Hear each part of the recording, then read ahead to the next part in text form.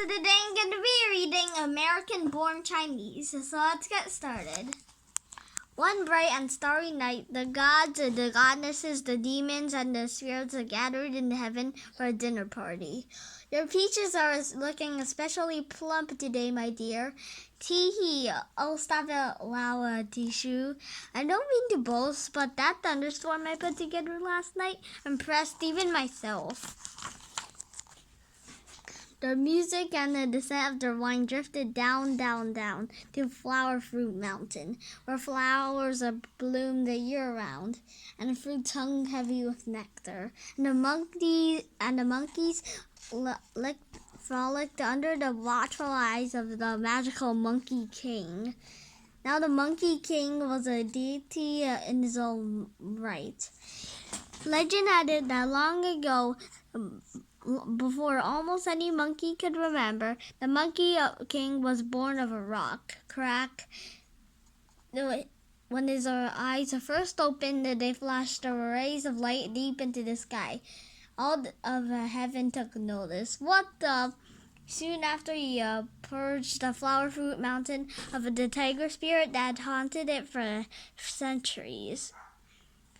He established his kingdom, and the monkeys from the four corners of the world flocked to him. But the Monkey King ruled with a firm but gentle hand. Play nice. Bonk. He spent his days studying the arts of Kung Fu. He quickly mastered thousands of minor disciplines as well as the four major heavenly disciplines. Pre-acquired sights to immortally. Discipline 1, fist like a lightning. Crack. Discipline 2, a thunderous foot. Boom. Discipline 3, heavenly senses. Sniff, sniff. A dinner party. The Monkey King liked the dinner parties very much. My dear subjects, I must take a leave of you tonight, for there is a very important party I must attend. Aww. Discipline 4, cloud as steed. Whoosh. The Monkey King waited in line for what seemed like an eternity. He fidgeted this way and that. Monkeys weren't very good at waiting, but he forced himself to stay in line. All the while, he thought about how much he liked the dinner parties. By the time the Monkey King arrived at the front gate, he was beside himself with anticipation. Announcing the arrival of our John, the Dragon King of the Western Sea. Pardon me, sir, but might you step this way for a moment? Oh, I'm sorry. You may announce that I am the Monkey King of Flower Fruit Mountain. Yes, I apologize profusely, sir, but I cannot let you in. You haven't any shoes. But there must be some mistake. I am the silver ruler of the Flower Fruit Mountain, where the flowers bloom year-round and the fruits hang heavy with nectar. Thousands of subjects pledge a loyalty to me. Good for you, sir. Good for you. Now, if you'll kindly step aside. You don't understand. I too am a deputy. I'm the committed disciple of the arts of Kung Fu, and I have mastered the four major heavenly disciplines. True sights to immortally. Well, that's wonderful, sir. Absolutely wonderful. Now, please, sir, I demand to let me in this dinner party. Look, you may be a king, but you may even be a deity, but you are still a monkey. Have a good evening, sir. Ha ha ha ha ha ha ha. The Monkey King was truly embarrassed. He was so embarrassed, in fact, he almost left without saying a word. But on second thoughts, he decided that perhaps saying one word would make him feel better. Die! Smack, crash.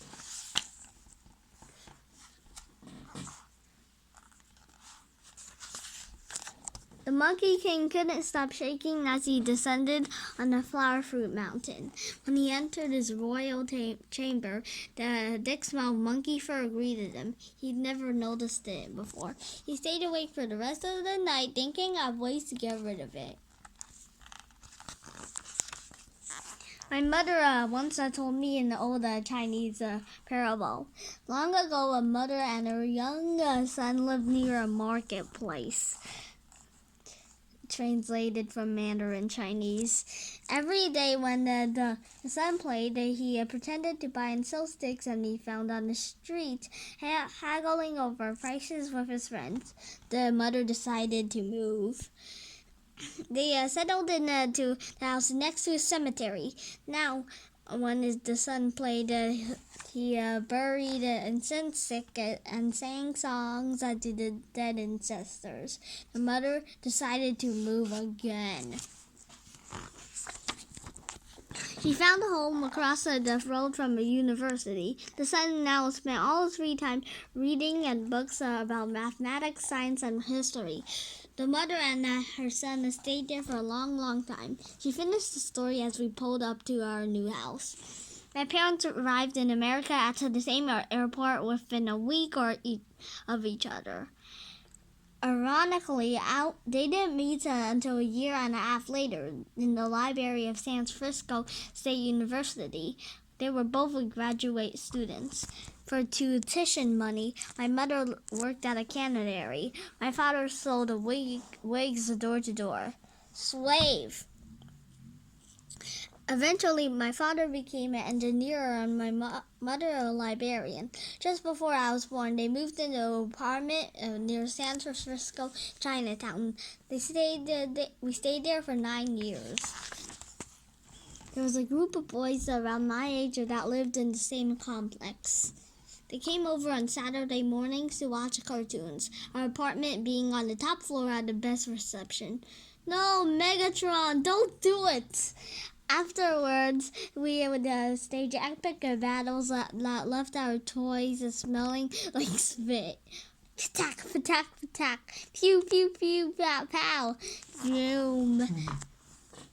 Every Sunday, Mother used to visit the Chinese herbalist just around the corner for allergies, which she would always take me along.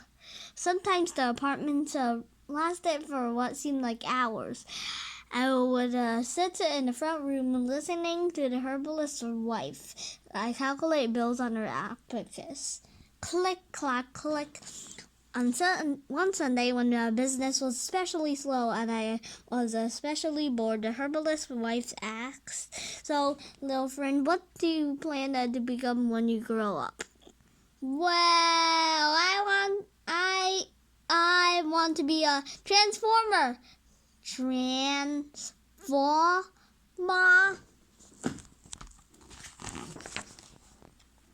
Yeah, a robot in disguise like this one. He changes into a truck. Clack, clack, click, clack. See, more than meets the eye. In the cartoon, he's also got a trailer that magically appears when he transforms.